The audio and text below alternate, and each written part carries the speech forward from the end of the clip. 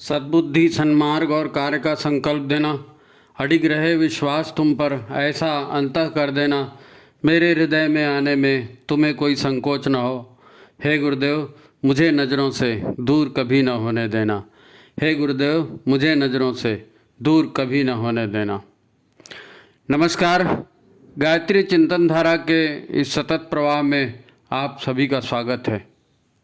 मित्रों, जैसा आपने थंबनेल में देखा है, पितरों को अपना अदृश्य सहायक बनाए रखें। पर कैसे? गुरुदेव ने कहा है पितर हमारे अदृश्य सहायक हैं, तो उस रिलेशन को मेंटेन करना है, संबंध बनाए रखना है। संबंध बने रहेंगे तो लाभ हो सकता है, संबंध ही नहीं बने रहेंगे तो लाभ कैसे होगा? तो ये संबंध बनेगा कैसे, टिकेगा कैसे? तो बात यह है कि कुल खानदान के मित्र गण, है ना, या अन्य महापुरुष, या जिनसे कभी हमारे प्रेम संबंध किसी जन्म में भी थे, है ना, ठीक है, वो अब इस धरती पर नहीं है, कब के विदा हो गए, ठीक है, उन्हें मोक्ष मिल गया, या उन्होंने कहीं अन्यत्र जन्म ले लिया, अब वो उस नए रूप में कहीं और अपना जीवन बिता रहे होंगे, ये सब ठीक है, ये सारी संभावनाएं हैं। जैसे आज हम उन्हें नहीं जानते, हो सकता है वे आज जिस नए शरीर में होंगे वो हमें भी नहीं पहचानते होंगे। सोच कर देखो, हम और आप भी तो किन्हीं न किन्हीं के पूर्वज हैं। हम भी तो पिछले जन्मों में माता पिता, दादा दादी, नाना नानी बनकर ही मरे होंगे ना। हम उनके लिए पूर्वज हैं, है नहीं? हम भी पितर पूर्वज हैं ना। वो भी हमारे नाम से पिंडदान कर रहे होंगे, वो भी हमारे नाम से 3 अंजलि जल चढ़ा रहे होंगे। ये सच है, यही हमारे संस्कार हैं। और आज हमें भी उन्हें श्रद्धापूर्वक तर्पण जरूर करना चाहिए। पितृपक्ष चल रहा है, अमावस या पितरों की विदाई का दिन अब आने को है, तो अभी भी अवसर है। यदि हमने तिथि पर उनका तर्पण नहीं भी किया है, तिथि पर पिंडदान नहीं भी किया है, और सब पितरों को तो हम वैसे भी नहीं जानते ना, हम तो 3 पीढ़ी माता पिता के कुल का करते हैं, बाकी लोगों का वो सब का सर्वपितृ अमावस्या पर ही होता है सभी का, है नहीं? तो अभी भी अवसर है, उस दिन आप उन्हें तर्पण करें, जरूर करें। और अगर नहीं कर रहे हैं तो पर भी जहाँ ये कार्यक्रम हो रहा है वहाँ जाकर एक बार सुने तो सही, आपकी सारी गलतफहमियाँ दूर हो जाएंगी। आप एक बार सुनो तो सही, बिना सोचे बिना समझे ना कर देना, ये मनुष्यता नहीं है। ज्ञान ऐसा नहीं आता। ज्ञान के लिए नम्र होना पड़ता है, सीखने की कोशिश करनी पड़ती है। नहीं सीखना चाहते तो बात ही अलग है, टेढ़ी गर्दन करके चलते रहो, है ना। अब तर्पण आप करें, घर में करें, नदी तालाब में करें, या कहीं शक्तिपीठ में जाकर करें, जहाँ पर भी आपको सुविधा है वहाँ जाकर करें, लेकिन करें जरूर। इसके पीछे के विज्ञान को भी समझ लेंगे ना, तो वो एक्स्ट्रा बेनिफिट होगा। और यहाँ इस वीडियो में इसी विज्ञान को समझाने का प्रयत्न किया गया है। पिछले वीडियो में इस संबंध में विस्तार से कहा गया था कि श्राद्ध तर्पण क्या होता है, कैसे किया जाता है, कौन करते हैं, उसका क्या लाभ है, वो सारा पिछले बार अपन दे चुके हैं। वो वीडियो अगर आपने नहीं देखा होगा तो उसके लिंक हम यहाँ डिस्क्रिप्शन में डाल देंगे, आप दोबारा उस लिंक को देख लीजिए। बहुत बेनिफिट, वो दोनों भाग मिलाकर ये पूरा होगा आज, ऐसा मान कर चलो। आज तो हम ये समझेंगे कि पितरों की हमारे प्रति जो कोमल भावनाएं हैं, पितरों की हमारे प्रति जो भी शुभकामनाएं निकलती हैं उनके हृदय से, जो भी वो हमारा भला चाहते हैं, तो उन सूक्ष्म ऊर्जाओं को हम रिसीव करने की पात्रता प्राप्त कर लें। ऊर्जा होती है, ऊर्जा ट्रांसमिट होती है, तो एक ट्रांसफार्मर एक ट्रांसमिट करता है, दूसरा रिसीव करता है ना। तो अब हम पितर को जानते नहीं है, वहाँ से ऊर्जाएं हमारे लिए आ रही है, या पितर यहाँ आए हैं, वो अदृश्य रूप में हैं, वो ऊर्जाएं दे रहे हैं, तो उनकी ऊर्जाओं को हम रिसीव करने के लायक अपनी कैपेसिटी तो बनाएं, अपनी पात्रता तो बनाएं, अपनी क्षमता तो बनाएं। ये तो हमको करना पड़ेगा। बिना ट्रायल किए कैसे होगा भाई? बिना ट्रायल किए नहीं होगा। आप करके तो देखें, है ना। तो हम प्रकृति के उस ऊर्जा नेटवर्क से जुड़ जाएं। ऊर्जा नेटवर्क, सूक्ष्म ऊर्जाओं का को रिसीव करना मतलब ऊर्जाओं का नेटवर्क है पूरा, ऊर्जाओं का आदान प्रदान हो रहा है। अब जो रिसीवर होगा वही तो रिसीव करेगा ना। तो हम उस नेटवर्क से जुड़ना पड़ेगा हमको, जो सूक्ष्म ऊर्जाओं का है। अभी तो हम स्थूल जगत में विचरण कर रहे हैं, है नहीं। स्थूल जगत में कौन मोटा है, कौन पतला है, कौन गोरा है, कौन काला है, कौन कैसे दिख रहा है, किसने कितना पैसा कमाया, किसने कौन सी फैशन करी, कौन हवाई जहाज में गया, कौन पैदल घूम रहा है, ये हम मोटी मोटी चीज़ें देख रहे हैं। अभी हम सूक्ष्म नेटवर्क में ऊर्जा के स्तर पे गए कहाँ हैं? ऊर्जा के स्तर पर तो हमने देखना शुरू ही नहीं किया, है नहीं? तो फिर हिमालयीन ऋषियों की, हिमालयन देवी देवताओं की, पितरों की, है ना, जो भावनाएं हमारे पास आ रही हैं, है ना, जो एक अभियान उन्होंने चला कर रखा है देव संस्कृति की पुनर्स्थापना का, उससे जुड़ना है। ठीक है, तो आज की ये महत्वपूर्ण चर्चा है, ध्यान से सुने और समझने का प्रयास करें। कोई भी बात यदि समझ में नहीं आती है तो आप प्रश्न कर सकते हैं, आप करते भी हैं, है ना।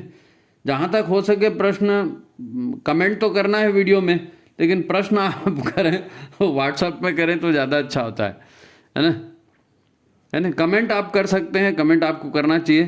तो वीडियो आप देख रहे हैं, वीडियो को लाइक करिए, शेयर करिए, है ना, ये बहुत ज़रूरी है। हर बार हम कहते हैं, अभी भी कह रहे हैं।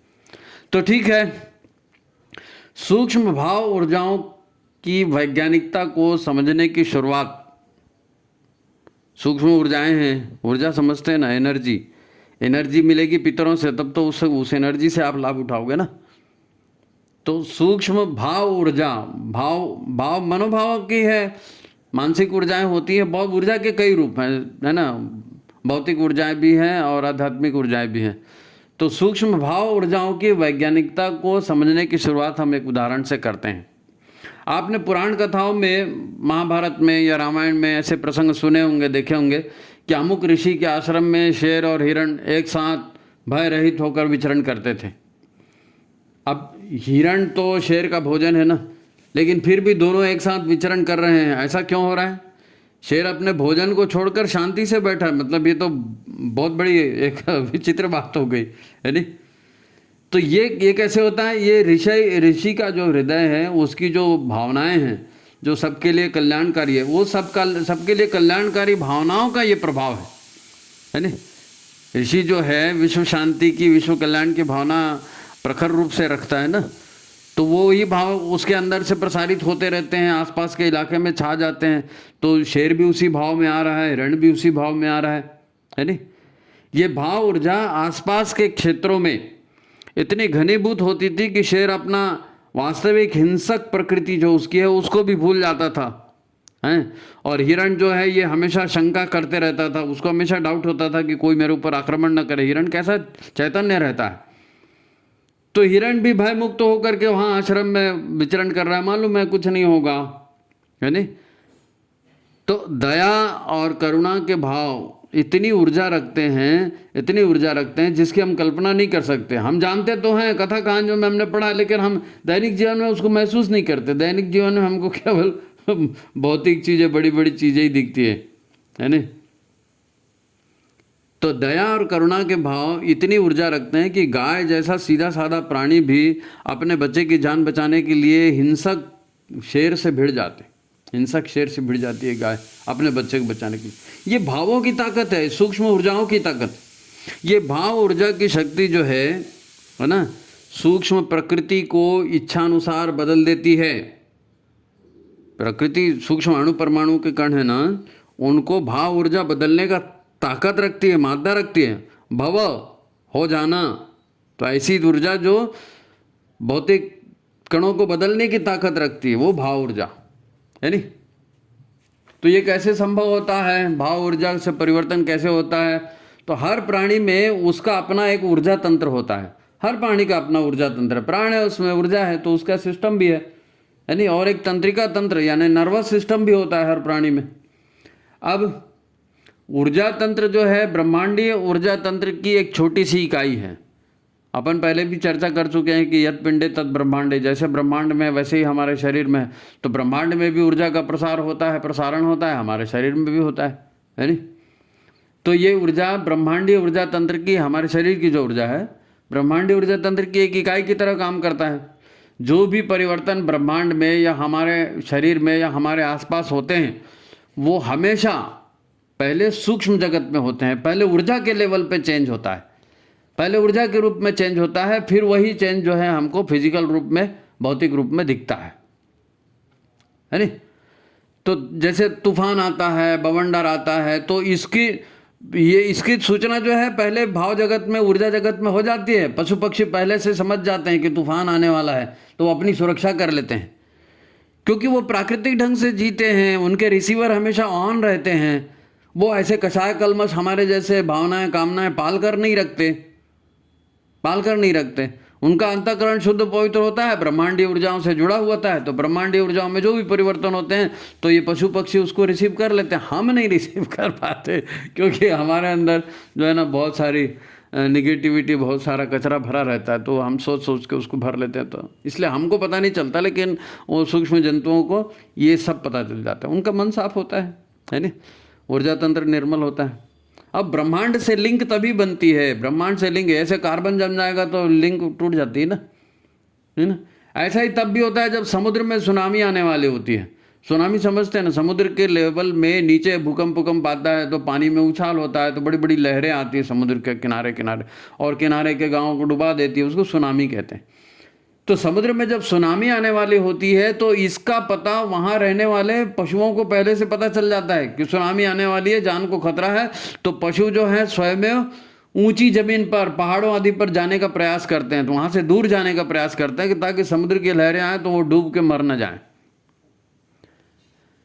अब यहाँ कोई बोल नहीं रहा है, पशु पक्षियों को कोई बता नहीं रहा है, कोई किसी को खबर नहीं कर रहा है, परंतु भाव जगत का, ऊर्जा जगत का ये परिवर्तन वो महसूस करते हैं, क्योंकि उनके अंदर ऊर्जा रिसीवर ऑन है। और वो उसी हिसाब से चलते हैं, ब्रह्मांडीय ऊर्जा के हिसाब से। तो किसी भी ऋषि की, किसी भी साधक या तपस्वी की ऊर्जा आसपास के लोगों के भाव जगत को और ऊर्जा जगत को बदलने का ताकत रखती है, उसकी दिशा मोड़ने की ताकत रखती है नहीं। जो भी व्यक्ति लोक कल्याण की भावना रखते हैं, सेवा की भावना रखते हैं, जिनका अंतःकरण शुद्ध होता है, उनके आसपास अन्य पशु पक्षी भी मुक्त रूप से आते जाते हैं। गाय होगी तो आसपास आ जाएगी, सूंघने लगेगी, आपके सामने में गर्दन हिला के खड़ी हो जाएगी।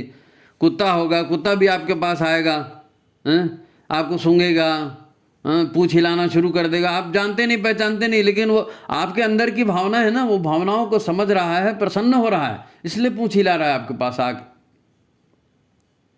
आपने अपनी ओर से कुछ नहीं किया, कुछ नहीं दिखाया, कुछ नहीं कहा, है ना। अच्छा, आपने पढ़ा सुना होगा कि भाव ऊर्जा का सकारात्मक और नकारात्मक प्रभाव जो है पेड़ पौधों पर भी होता है। वैज्ञानिक हो जाए, पढ़ना चाहिए, अखंड ज्योति में सब आते रहता है ना। वैज्ञानिक जीवन से जुड़े हुए ज्ञान विज्ञान को भी समझो यार। क्रिकेट फिल्म तो बहुत सारा देख डाले, शेयर मार्केट कहाँ जा रहा है, कहाँ प्रॉफिट, कहाँ लॉस, जरा जीवन के बारे में भी देखो ना, है ना। खैर, ये सब हमारा आज की चर्चा का विषय नहीं है। ये सब इसलिए बताना पड़ा क्योंकि भाव ऊर्जा, आशीर्वाद, सूक्ष्म भावनाएं, इनकी जो ऊर्जा है ये हमारे जीवन की दिशा धारा को बदलने में समर्थ है, यदि हम अपना रिसीवर ठीक रख लें, यदि हम वो पात्रता प्राप्त कर लें कि हम इन ऊर्जाओं को रिसीव कर सकें, उनका अर्थ समझ सकें, उनका लाभ उठा सकें। तो ठीक है, हम बात कर रहे हैं सर्व पितृमोक्ष अमावस्या को ठीक से संपन्न करना, है ना, कितना महत्वपूर्ण है।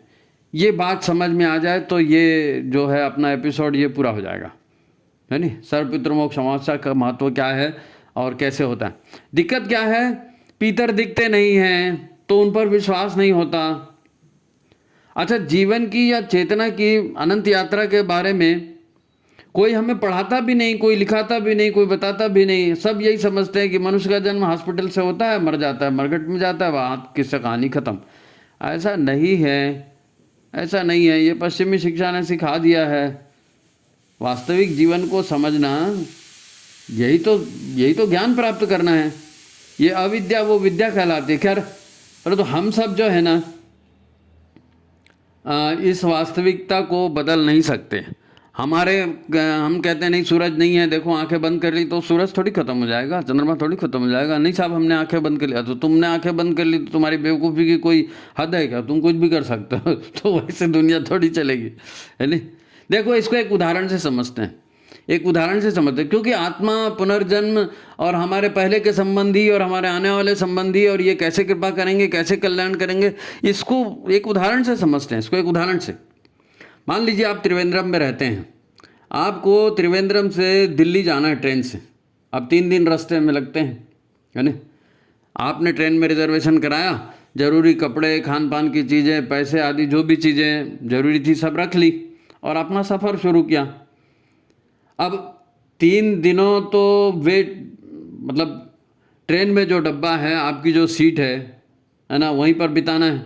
अब आप अपनी सीट खोजते हैं, वो S4 कहाँ है, S9 कहाँ है, जहाँ है, और वहाँ जाके अपनी बर्थ में बैठते हैं। फिर आप ये समझने लगते हैं कि अब ये सीट मेरी है, अब ये डब्बा मेरा है। देखो शब्द कैसे बदलते हैं, भाव कैसे बदलते हैं। वो सीट जो अभी तक पता नहीं किसकी थी, कितने लोग उसके ऊपर बैठ गए, लेकिन हमने कहा नहीं ये सीट मेरी है।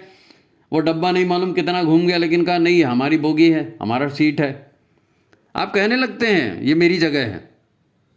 फिर आपके संबंध धीरे धीरे आपके अड़ोसी पड़ोसी जो बर्थ वाले हैं उनसे भी बनते हैं, बातचीत शुरू होती है, कौन है, कहाँ जा रहा है, क्या करता है ना। फिर भोजन और नाश्ते का आदान प्रदान शुरू हो जाता है। इसको खा के देखो भाई साहब, चाय पियोगे क्या, ये होता है, ये होता है ना। आपको वो सारे लोग कुछ देर में बिल्कुल अपने जैसे लगने लगते हैं। आप उन्हीं को भैया कहने लगते हैं, किसी को भाभी कहने लगते हैं। आप उनके बच्चों को अपना बच्चा मान के उनको भी प्यार कराना शुरू करते हैं। अपनी खिड़की वाली जगह होगी तो बच्चे को खिड़की के पास बिठा लेते हैं, आ बेटा बैठ यहाँ से बाहर को देख। ये होता है, ये होता है, यही जीवन है। त्रिवेंद्रम छूट गया ना, आप उसको भूल गए। दिल्ली जाने पर क्या माहौल होगा, क्या माहौल मिलेगा पता नहीं है, मगर आप अभी ट्रेन में हैं और ट्रेन में जी रहे हैं और वहाँ आपने अपना परिवार बना लिया, भैया भाभी बना लिए, बच्चे बना लिए, अड़ोसी पड़ोसी बना लिए, ये मेरी घर, ये मेरी बर्थ। वही चालू हो गया जो संसार में होता है नहीं। अब 3 दिन का समय काफ़ी समय है, आपको वही अपना घर लगने लगता है। भाई ट्रेन में बैठने के पहले हमारा जीवन तो था ना, ठीक है त्रिवेंद्रम में जी रहे थे, लेकिन हमारा जीवन था दिल्ली पहुंच जाएंगे तो वहां पर भी जीवन खत्म नहीं होगा, जीवन तो चलता रहेगा। लेकिन अभी हम ट्रेन के डब्बे में जी रहे हैं और हम उसको भूल गए कि त्रिवेंद्रम में क्या था, और हमको वो भी नहीं मालूम कि भविष्य में क्या होने वाला है नहीं। हमारे अपनों से संबंध भी वो ही रहेंगे, हम चाहे दिल्ली चले जाएं, चाहे हम त्रिवेंद्रम में रह जाएं, चाहे डब्बे में रह जाएं। मगर अभी हमारी दुनिया का है ना पूरा केंद्र वही ट्रेन का डब्बा है। उसी में खाना पीना सोना, उसी में हंसी मजाक चल रहा है, जीवन उसी में कट रहा है 3 दिन का। जब त्रिवेंद्रम या दिल्ली की याद आती है और ट्रेन में जो है हम मोबाइल लगाते हैं, मोबाइल का टावर कनेक्शन मिल जाता है तो बात हो जाती है। त्रिवेंद्रम वालों से भी हो जाती है, दिल्ली वालों से भी हो जाता है। और टावर कनेक्शन, अब गाड़ी चल रही है, कहीं टावर कनेक्शन मिलता है, कहीं नहीं मिलता है, तो नहीं मिलता तो बात नहीं होती। ये होता है ना।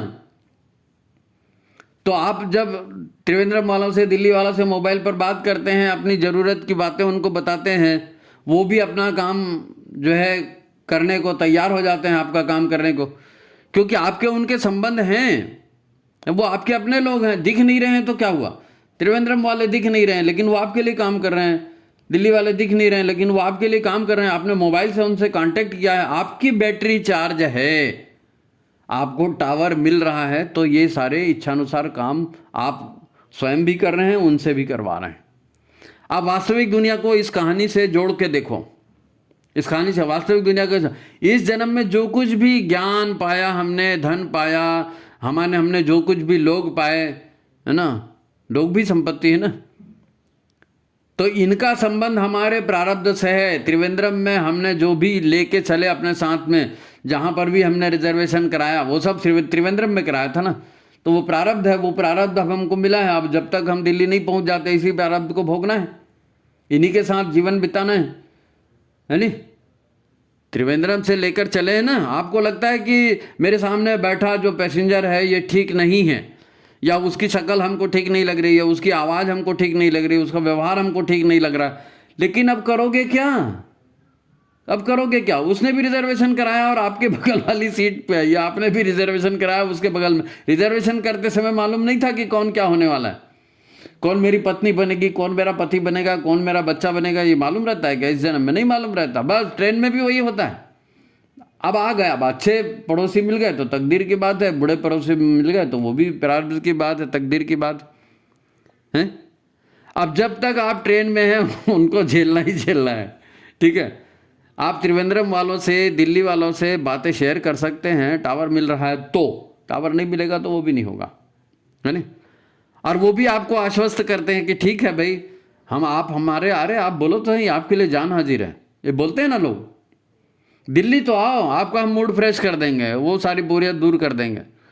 यदि आपका टावर नहीं मिल रहा है, या आप यही सोचते हैं कि दिल्ली वाले हैं भी नहीं, पता नहीं वो हमारा काम करेंगे कि नहीं, पता नहीं, आपको विश्वास ही नहीं है, तो फिर बात ही खत्म होगी ना।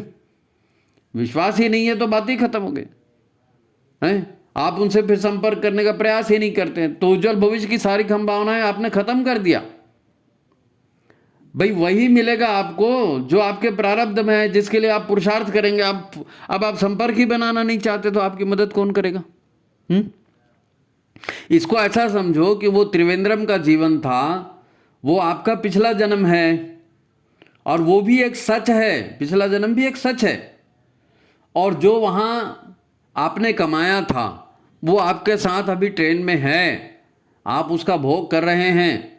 वो खाना पीना, वो लगेज, वो कपड़े, वो स्लीपर, वो दरी चादरें, जो भी आप वहाँ से लेके आए, वाटर बैग लेके आए, हॉट वाटर लाए, जो भी लाए, तो वो सब आप प्रारब्ध है, पिछले जन्म से लेकर आ रहे हैं, उसका सुख भोग कर रहे हैं। आज वही आपके काम आ रहा है ना।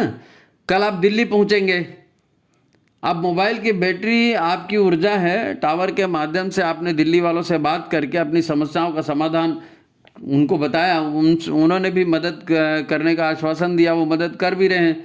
आपने कहा यार मेरा पैसा, मैं वैलेट भूल गया, मेरे मोबाइल में पैसे, इसमें बैंक में पैसा नहीं है, तो उन्होंने कहा ठीक है, वो कहते हैं ठीक है, हम आपको ऑनलाइन ट्रांसफ़र कर देते हैं। तो आप ट्रेन में बैठे हैं, दिल्ली से बात हो रही, दिल्ली वालों ने आपको पैसा ऑनलाइन ट्रांसफ़र कर दिया, आप वहाँ से खाना और नाश्ता लेकर खा रहे हैं। ऐसा होता है ना। आखिर वो भी आपके अपने थे और हैं। अब आप उनसे लाइव कांटेक्ट करेंगे तब ना, आप लाइव कांटेक्ट ही नहीं करेंगे तो आपको हेल्प कहाँ से मिलेगी?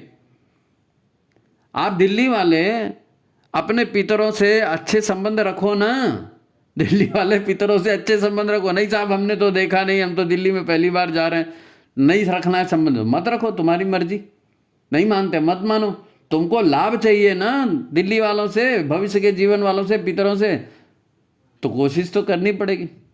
आपको अपना प्रेम भावना, अपना विश्वास, अपनी श्रद्धा उनको समर्पित करके उनको आकर्षित करना है। अरे तुम ही हो भाई, तुम मदद करोगे तो हो जाएगा, तो वो भी तैयार होंगे। वो ट्रेन में भी आपको सुविधाएं उपलब्ध करा सकते हैं, है ना, वो कर देंगे। आपके जीवन में, आप इस जीवन को जी रहे हैं, लेकिन आपके पितर हैं, आपका उनके संबंध है, तो वो नहीं दिख रहे हैं, फिर भी वो आपको अपनी सेवा सहायता से अनुकृत कर सकते हैं, आप अपने लाभ आपको उठा सकते हैं, है ना। अब ये उदाहरण आपको पिछले जन्म और वर्तमान जन्म और अगले जन्म की निरंतरता को, जीवन के पूर्व जन्म के संबंधों को समझाने के लिए दिया उदाहरण, है ना। पूर्व जन्म, वर्तमान जन्म और अगला जन्म, तो वर्तमान जन्म आप ट्रेन में है, अगला जन्म दिल्ली जाने के बाद आएगा, ये समझाने के लिए उदाहरण दिया। अभी तो आप ट्रेन के डिब्बे में ये मान के चलो हैं, तो आप पितर मोक्ष अमावस्या आ रही है, पितरों से जरा कांटेक्ट कर लो, काम आएगा, हैं। ट्रेन के संबंधों को ही सब कुछ मानकर मत चलो भाई, है ना। इसलिए जीवन का ये पूरा सच है, ये समझाने का प्रयास इस वीडियो में किया है। अब पितर माने कौन? पितर माने कौन?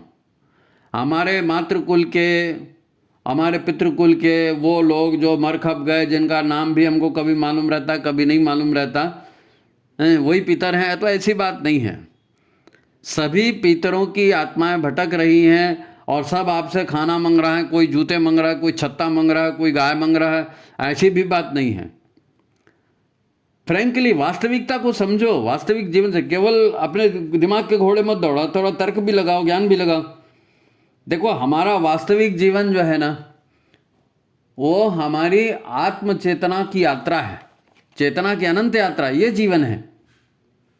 सभी की चेतना है और सभी की चेतना एक ही है, क्योंकि सभी परम चेतना के ही अंश हैं। ये जीवन का सच है, इसको मानकर ही, सत्य मानकर ही चलेंगे तो ही उसका लाभ उठाएगा। आप मानोगे ही नहीं तो लाभ कैसे होगा, है ना। अब भौतिक जीवन में कामनाओं और वासनाओं के चक्कर में या अपने मनोविकार के चक्कर में हम काफ़ी नकारात्मक ऊर्जाएं बटोर लेते हैं। ये नकारात्मक ऊर्जाएं हमारे लिए कष्टकारी हो जाती हैं। हमारे पितरों के लिए भी हुई थी, हमारे लिए भी हो सकती है ना।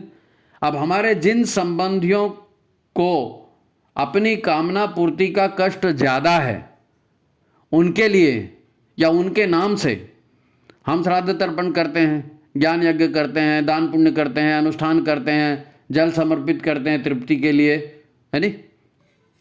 और जल के माध्यम से हम अपनी श्रद्धा सहानुभूति की राहत उनको पहुंचाते हैं। उनको भी यकीन होता है कि हाँ भाई चलो, बंदा हमको याद कर रहा है तो हमारे लिए भी कुछ न कुछ करेगा, तो वो उनको थोड़ा शांति मिलती है।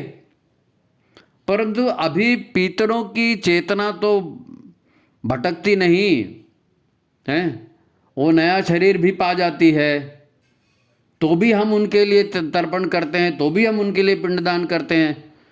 तो हमारी श्रद्धा भावना, हमारे तप की ऊर्जा, हमारे ज्ञान की ऊर्जा, अन्य सेवाओं की ऊर्जा, उन्होंने जो नया शरीर धारण किया है उसमें भी उनको मिलती है। वो उस जन्म में किसी के पिता होंगे, किसी के बेटे होंगे, किसी के माँ बाप होंगे, कुछ भी होंगे, तो उनकी भी एक लाइफ वहाँ चल रही है। अब आपको नहीं मालूम, उनको नहीं मालूम कि किसी ने हमारे लिए श्रद्धा समर्पित किया, आपको नहीं मालूम कि आपके पूर्वज कहाँ हैं, लेकिन आप उनको दे रहे हैं, उनके नाम से कर रहे हैं, उनको उनके रिलेशन को लेकर कर रहे हैं, और वो वहाँ सूक्ष्म ऊर्जा के रूप में गुड लक उनके लिए बन रहा है। गुड लक, गुड लक समझते हैं ना, जीवन में बहुत सारी चीज़ें लकीली हो जाती हैं, अच्छी हो जाती हैं, उसको गुड लक कहते हैं। अनायास कोई लाभ हो जाता है, वही गुड लक है ना। तो आप उनके लिए श्राद्ध तर्पण कर रहे हैं, आप उनके लिए ज्ञान यज्ञ कर रहे हैं, आप उनके लिए कोई खाने पीने की या दूसरी चीज़ों की या सेवा की बातें कर रहे हैं, उसकी ऊर्जा उनको वहाँ मिल रही है गुड लक के रूप में, है? उनके नाम से तप की ऊर्जा, दान की ऊर्जा प्रेषित करते हैं ना, तो ये ऊर्जा जो है उनको ज्ञान के रूप में मिल जाती है, धन के रूप में मिल जाता है, अनायास धन मिल जाता है, या सौभाग्य के रूप में उनको मिल जाती है, या उनके भीतर सद्बुद्धि अचानक जाग जाती है और वो अच्छा काम करना शुरू कर देते हैं। ये आपके श्राद्ध तर्पण से होता है, आपको भी जीवन में होता है। आप स्वतः भी अपने जीवन का जो है ना इतिहास जरा ईमानदारी से खंगालो, देखो आपको भी काफ़ी कुछ बाय लक मिला है, बाय लक मिला है। अनायास इतने अच्छे माता पिता मिल गए, अनायास शिक्षा का अवसर मिल गया, अनायास नौकरी मिल गई, अनायास बढ़िया पत्नी मिल गई या बच्चे मिल गए, जो काफ़ी कुछ, उसमें से बहुत कुछ अनायास होता है। आपने उम्मीद नहीं की होती, उससे ज़्यादा भी हो जाता है नी। तो ये सूक्ष्म जगत की ऊर्जाओं का आदान प्रदान है, जो जन्म जन्मांतर की यात्रा के साथ चल रहा है। इस कंटिन्यूटी को बनाते हैं हम पितृ पक्ष में। धरती पर हमने पिछले वीडियो बनाया था, आप पिछला वीडियो देखो तो काफ़ी कुछ समझ में आएगा, है ना। उसकी लिंक हम देंगे, आप उसको भी देखो अगर नहीं देखा तो। अब अंत में मुद्दे की बात पे आते हैं। मुद्दे की बात, आपके पास ये संदेश ईश्वर के द्वारा भेजा गया है कि सर्वपुत्र पितृमोक्ष कार्यक्रम करना है, आपके पास हो रहा है, आप उसमें ज्वाइन कर लो। ये ईश्वरीय संदेश है। अनेक देव शक्तियों ने, अनेक ऋषियों ने, अनेक दिव्य मानवों ने, अनेक पूर्वजों ने आपको याद करके आपके ऊपर कृपा की है और आपको बताया है कि ये अच्छा अवसर है भाई, यहाँ चले जाओ और ये काम कर दो। हमारा तो जो हो गया तो हो गया, तुम्हारा भी कल्याण इसमें हो जाएगा, है। तभी तो ये मैसेज आप तक पहुंचा है। किसी ने मैसेज पहुंचाने का कोशिश किया है, आपके पितरों ने, आपके मित्रों ने, आपके सगे संबंधियों ने मैसेज आपको भेजा है। वो सारी दिव्य शक्तियां वायुमंडल में विचार भेज रही हैं, तब तो विचार आपको मिल रहे हैं ना। अब फिर आप अपने मोबाइल का, है ना, फ्रिक्वेंसी जो है, टावर जो है, उनके साथ मैच करो। टावर की रेंज में तो आओ, टावर की रेंज में आओ तो उनका मैसेज आपको मिलेगा, मैसेज का अर्थ भी समझ में आएगा। आप उनके मैसेज को रिसीव ही नहीं करोगे तो ये दुर्भाग्य है, दुर्भाग्य। मित्रों, जीवन केवल हाड़ मांस का लोथड़ा नहीं है। जीवन केवल हाड़ मांस का लोथड़ा नहीं है। पूर्व में ही हमने बताया था, है ना, जीवन केवल सूक्ष्म ऊर्जाओं का व्यापार मात्र है। सूक्ष्म ऊर्जाओं का, एनर्जी का मार्केट है, ये एनर्जी का ट्रांसमिशन होता है, जिन लाइफ एनर्जी है बस। और चेतना है, कॉन्शसनेस, प्रकृति के रूप में भौतिक ऊर्जा है, तो परमात्मा के रूप में चेतना है, आत्मा है, जीवात्मा, जो भी आप बोलो, है ना। अब वो शरीरधारी भी हो सकती है, अशरीरधारी भी हो सकती है ना। स्थूल अस्तित्व उसका हो भी सकता है, स्थूल अस्तित्व नहीं भी हो सकता है। इसे ही लोग प्रकृति और परमात्मा का योग कहते हैं। प्रकृति और परमात्मा का योग है जीवन, है नी। ये मेन समझने की बात। ईश्वर का उद्देश्य भी केवल ये नहीं है कि वो हमारे कर्मों को देखते रहे और हमको दुख दे और दंड दे और कर्म फल दे। ईश्वर को क्या पड़ी है जी, आप क्या कर रहे हो, क्या नहीं कर रहे हैं। कर्म फल में जीने की बात केवल पशु योनि के लिए है, केवल पशु योनि के लिए है, क्योंकि पशु बेचारा सोच समझ नहीं सकता। जो कर्म किए थे वो भोग है, उस हिसाब से शरीर मिल गया है, वो भोगना है और मर जाना है। लेकिन मनुष्य शरीर ऐसा नहीं है। मनुष्य शरीर में पुरुषार्थ का अवसर है। कर्म योनि है ना, यहाँ पुरुषार्थ का अवसर है। पुरुषार्थ मतलब आत्मा के कल्याण के लिए काम करने का अवसर। पशुओं का पाश जो बंधन है, उस बंधन से मुक्त होने का अवसर ये मनुष्य जन्म में है। अब पुरुष यानी पुरुष स्वरूप में स्थित होने का, आप चालू भाषा में इसका अर्थ स्त्री पुरुष है, उससे मत लगा लेना। वेदों ने परमात्मा चेतना को क्या कहा है? सहस्त्र शीर्षा पुरुषा। परमात्मा चेतना क्या है? हजारों सिर वाला पौरुष है परमात्मा चेतना। यानी जिसे हम परमात्मा कहते हैं उसको हजारों मुख वाला पुरुष कहा है वेदों में। प्रकृति को माता और आत्मा को पुरुष कहा है। प्रकृति और आत्मा का ही तो योग है ना संसार। तो अपनी भावना के अनुसार जो आत्मा जो है वो स्त्री या पुरुष का धारण करती है, तो पौरुष शब्द स्त्री के लिए भी है, पुरुष के लिए भी है। जब भावना उसके स्त्री अनुकूल थी तो स्त्री शरीर मिल गया, पुरुष के अनुकूल भावना थी तो पुरुष शरीर मिल गया। भावना ही तो ऊर्जा है, वही उसी से तो सारा खेल चल रहा है भाई। सारा बात उसी को समझाने के लिए हो रही है यहाँ पे, है नहीं, भाव ऊर्जा को।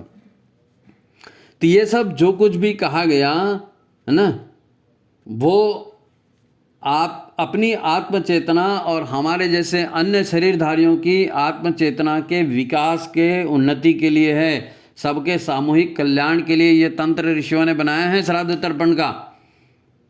कि भैया पिछले जन्म में हो गई गलतियां, हो गई यार, अब तुम उनके वंशज हो तो जरा उनकी हेल्प कर दो, उनको मुक्ति दिला दो, और तुम भी बच जाओ जरा। जब हम पिंडदान या तर्पण करते हैं तो ये एक तरह का मतलब क्या है, जीवनदायी जो शक्तियां हैं, इन जीवनदायी शक्तियों को हम अपने सहयोगियों को, हम अपने पितरों को, हम अपने साथ के लोगों को देते हैं, उनका ऋण चुकाते हैं। हम तर्पण कर रहे हैं मतलब हमको संसार का ऋण है हमारे ऊपर, लोगों का, माता पिता का ऋण है, समाज का ऋण है, ऋषियों का ऋण है, देवताओं का ऋण है। तो ये ऋण जब तक हम चुकाएंगे नहीं, हमारा विकास कैसे होगा? हैं? हम ईश्वरीय ऊर्जा को रिसीव नहीं कर पाते ना, इसीलिए नहीं कर पाते कि कर्जे में है ना, कर्जे में है, निगेटिविटी में है, तो हमारे रिसीवर में कार्बन जमा हो गया। वो हम कर्जा छुटा देंगे, अपना जीवन सही बनाएंगे तो हमारा फिर हम रिसीव करेंगे ना ईश्वर की ऊर्जा को। तो ये ऋण हमारे लिए बंधनकारी है। श्राद्ध तर्पण के माध्यम से हम क्या करते हैं, अपनी श्रद्धा भावना, पुरुषार्थ, अपना तप समर्पित करते हैं पितरों को और उनके ऋण से मुक्त होते हैं। हाँ, हमारा जीवन ऋणी है, दैवी शक्तियों का ऋणी है, इसको देव ऋण कहते हैं। ऋषियों का ऋणी है, ऋषि ऋण है, गुरु का ऋण है, माता पिता का ऋण है। तो इन सारे ऋणों को चुकाना है इसी जीवन में। तो ऐसे ही हम एक दूसरे की सहायता करके, श्रद्धा समर्पित करके, है ना, उनके हेल्प करेंगे। तो भाई साथ ही हाथ बढ़ाना, तुम हमारी सहायता करो, हम तुम्हारी साथ करें, दोनों मिलकर मंजिल पाएंगे। यही तो एक सिंपल सा फार्मूला है। तो श्राद्ध तर्पण ये जो है आत्म विकास के लिए और हमारे पितरों के विकास के लिए एक आध्यात्मिक कर्मकांड है। ये एक तरह की तंत्र साधना है ना। और पितृपक्ष वो सुअवसर है जिसमें वो पितरों की चेतना हमारे पास आ रही है। पितृमोक्ष अमावस्या वो स्पेशल दिन है जिस दिन आप ये देव ऋण, पितृ ऋण, ऋषि ऋण, गुरु ऋण, सबसे उऋण होने के लिए प्रार्थना करते हैं, सबसे उऋण होने के लिए तर्पण करते हैं, सबसे उऋण होने के लिए पिंडदान करते हैं। तो हमारे यहाँ वो करता है जी, हमारे यहाँ वो करता है जी, ये तो महिला है, ये पुरुष है, कुछ नहीं है। इंसान हो ना, इंसानी संबंध है ना, इंसानी जन्म मिला है ना, तो इंसानी कर्तव्य करना है। महिलाएं नौकरी करती है तो उनको तनख्वाह मिलती है कि नहीं? पुरुष नौकरी करता है उनको तनख्वाह मिलती है। ऐसा थोड़ी कि महिलाएं नहीं करेंगी तो महिलाएं काम करेंगी तो उनका तनख्वाह नहीं मिलेगी, नहीं। ये हमारे उज्जवल भविष्य के लिए है। तो श्राद्ध तर्पण सभी को करना है। और पितृमोक्ष अमावस्या इसका बहुत बेहतरीन सुअवसर का दिन है। आप दोनों लिंक को देखो, इस वीडियो को भी देखो, नहीं समझ में आया तो एक बार और सुनो, और वो श्राद्ध तर्पण और उसको भी सुनो। निवेदन यही है कि आप श्राद्ध तर्पण को, पितृमोक्ष अमावस्या को तर्पण पिंडदान जरूर करें, है ना। तो ठीक है, आज की बात यहीं समाप्त करते हैं। ये बात कहनी थी, ये मैसेज देना था, ये आदेश हुआ था माता जी की ओर से, ये बात की जाए, तो हमने आपके सामने को रखा। आप वीडियो को लाइक करिए, शेयर कीजिए और समझने की कोशिश करिए। देवताएं समझा रहे हैं, ऋषि सत्ता समझा रही है। समझना, समझना, समझना और उसका लाभ उठाना, यही जीवन है। ठीक है, तो आज की बात यहीं समाप्त। सभी को प्रणाम, नमस्कार।